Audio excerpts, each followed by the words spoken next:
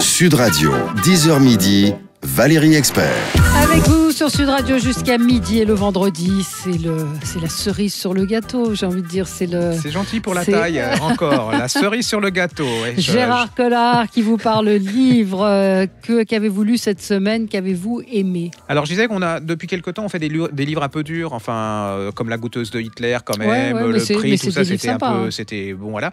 Et puis, pourquoi pas faire un peu de livres des détentes, mais qui ne soient pas stupides, c'est-à-dire que vous n'ayez pas l'impression de lire. Et là, je vous conseille La vie rêvée de Margaret. Ouais. C'est de, je ne sais jamais son nom. Catherine Center, c'est chez Milady. Voilà, alors, attention, hein, c'est pas Marcel Proust, mais c'est bien traduit, c'est agréable à lire. Alors, c'est l'histoire d'une jeune femme qui, comme moi, elle déteste l'avion, elle est terrorisée par l'avion, mais alors franchement, dès qu'elle prend l'avion, elle croit qu'elle va mourir. Elle tombe amoureuse. À Gilles aussi, parce que Gilles Gansman a très peur en avion. Oui, voilà. Alors elle tombe, il faut faire le stage Air France, voilà. Hein, c'est super. Et donc, elle tombe amoureuse d'un type américain, ils sont américains, hein. Elle est américaine et lui, il est américain. Et alors lui, elle n'a pas de peau, il veut devenir pilote. Donc, il va avoir, pour ainsi dire, son diplôme.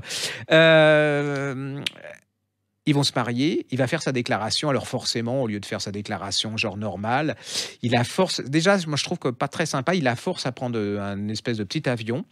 Il a fait arriver au ras des vagues. Vous voyez déjà la fille, elle est dans un état. Et sur la plage, il a fait Margaret, veux-tu, je ne sais plus comment elle s'appelle. Je crois que c'est Margaret. Margaret, veux-tu m'épouser. Vous voyez, original. Le problème, tout se passe bien. Elle oublie presque d'être terrorisée par l'avion. Il lui offre la bague de fiançailles de sa grand-mère. Enfin, voilà, tout ce truc. Et le problème, c'est que quand il va atterrir, ça ne va pas se passer du tout comme il croyait. Non, mais ça fait partie du truc parce que c'est dans les premiers. Et elle va, ils vont se cracher. Elle va être paralysée. Et l'histoire, c'est... Ouais, mais... alors, c'est incroyable parce que une fois que vous avez commencé ce bouquin, vous dites que c'est pas possible, j'ai l'impression de...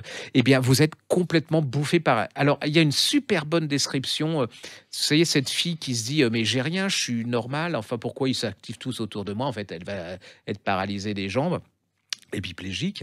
Et c'est toute sa lutte à l'hôpital. Et puis après, alors elle va tomber sur un kiné absolument odieux, hein, écossais, elle comprend à peine ce qu'il dit, mais alors pas aimable du tout. Genre, vous avez envie de vraiment le baffer. Ouais. Sa mère, elle est un peu spéciale.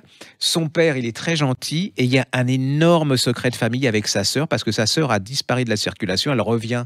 Mais pourquoi s'est-elle engueulée avec sa famille? Vous allez le découvrir. C'est du roman, ce qu'on appelle du roman de détente. Vous lisez, vous tournez les pages, vous rentrez dans l'histoire. Si vous aimez Jojo Moyes, des choses comme ça. Et franchement, hein, je l'ai pris. Ouais. Vous dites, il faut que j'arrête, j'ai plein de choses à lire et tout.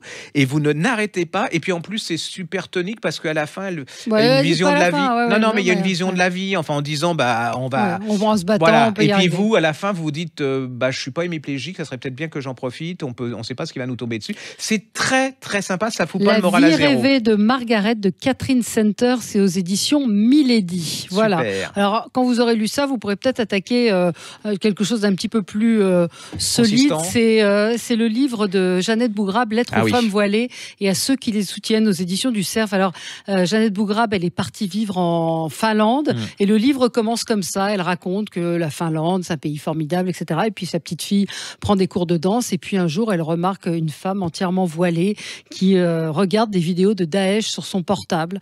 Et puis, elle n'ose pas lui parler. Elle lui demande si elle est musulmane, si elle est d'origine arabe. Non, c'est une convertie. Et puis après, quelques semaines plus tard, la petite fille de 7 ans est voilée. C'est-à-dire a les cheveux cachés. Et à partir de là, elle se dit, il faut dénoncer le voile, il faut raconter cette pratique religieuse d'un autre temps. Alors, c'est son point de vue. D'autres pensent peut-être le contraire. En tout cas, son livre est très argumenté. C'est passionnant à lire parce qu'elle parle de son expérience personnelle. Et puis, elle raconte la vie de femmes qui, elles, se battent dans de nombreux pays pour retirer ce voile. Donc, elle explique en quoi c'est une liberté à l'atteinte des femmes. Alors, encore une fois, tout le monde n'est pas d'accord. Mais en tout cas, ça permet de réfléchir. Et c'est un livre... Moi, j'ai trouvé très intelligent, Lettres aux femmes voilées et à ceux qui les soutiennent aux éditions du Cerf, c'est Jeannette Bougrabe. Alors, je vais vous parler. Alors là, c'est un des plus grands écrivains japonais. Hein. Sawako Ariyoshi. Ça s'appelle Le Crépuscule de Shigezo. C'est Shigezo, c'est au Mercure de France et c'est absolument une pure merveille. Alors on est au Japon, il y a un vieux monsieur. D'abord c'est l'histoire d'une jeune femme. L'histoire d'une jeune femme, elle est mariée et puis le père du marié, il est veuf, il devient veuf. Et donc il le récupère. Enfin comme on fait au Japon souvent, on prend les personnes âgées et il va tomber, comme ils disent, en enfant, c'est-à-dire qu'il va devenir Alzheimer. Et tout est improbable parce que cette jeune femme, on se dit, elle va pas le supporter. Et en fait, c'est un merveilleux livre sur le dialogue entre deux générations. Elle va tomber complètement amoureuse, mais amoureuse dans le sens, comme on peut dire, tendresse, générosité. Ils vont s'apprivoiser malgré que lui, il part un peu à volo.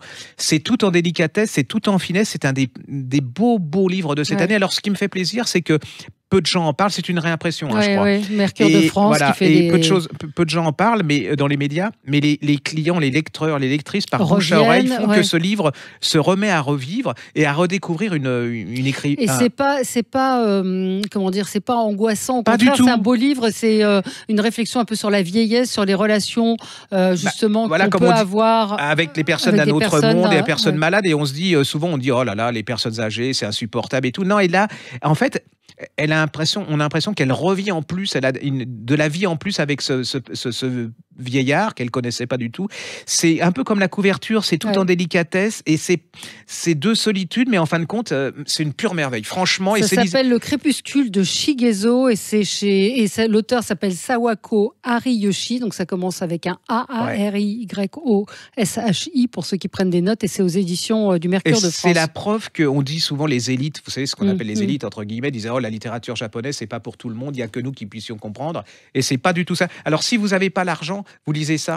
Les dames de Kimoto, je me souviens de ça. Voilà, Kimoto, c'est un mont, c'est une montagne. Et en fait, c'est l'histoire de trois générations, de trois femmes différentes au Japon, genre 19e et tout. C'est magnifique et c'est encore une preuve que la littérature japonaise est accessible à tous. Alors, c'est une femme, Sawako Ariyoshi. C'est un critique disait c'est la Simone de Beauvoir du Japon. Oui, mais alors, je vais me faire des ennemis, mais Simone de Beauvoir, je trouve que par moments, c'est un peu dur. Alors que elle, c'est une vraie romancière. Ça raconte la condition des femmes au Japon au 19e siècle, début du 19e. Il faut tout lire d'elle. Depuis la fin du 19e siècle. Il faut tout lire d'elle, c'est absolument merveilleux. Et c'est donc, vraiment les dames de Kimoto, Sawako Ariyoshi, et c'est en folio. Un petit polar si, ils ont réédité ça. Oui. Ça, Toute la vérité, mais parfait ou parfait menteur de Karen Cleveland. Ah oui, ça c'était. C'était un couple. Lui, il est dans les FBI. C'est un thriller. Ça joue avec vos nerfs. C'est une sorte. Et c'est un couple. Tout va bien. Ils sont mariés depuis quelques années. Ils s'adorent, ils s'aiment. Et puis un jour, il y a les services secrets qui débarquent et qui annoncent à cette femme, votre mari, c'est une taupe, c'est un espion dormant. En fait, il travaille pour les Russes. Et alors, la truc voudrait que le mari nie. Et lui, pas du tout. Et vous allez voir cette femme qui remet tout en question. Et en plus, ce qui est génial, c'est que le dernier mot, vous croyez avoir tout compris, et le dernier mot, ça remet tout en question de la compréhension de ce... C'est entre l'espionnage et le polar, c'est une femme qui est complètement... On ne sait pas qui manipule qui.